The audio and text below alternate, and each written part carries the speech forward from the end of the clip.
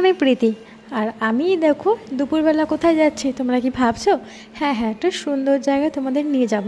তোমরাও চলো ঘুরে আসবে। জায়গাটা খুব সুন্দর। এটা কোথায় দেখো তো, চিনতে পারছো কি না?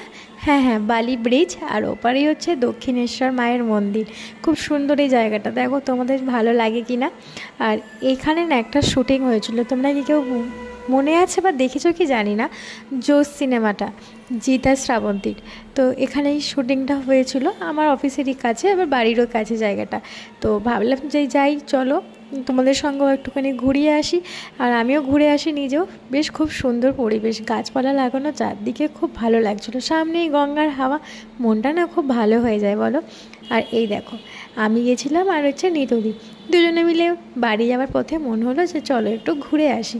তো যাই, যেমন ভাবনা তেমন। আর ও ভাবলো যে আমি এদিকে ফটো তুলছি, এসে এখানে ঢং করছে, কিন্তু না, আমি তো ভিডিও করছি।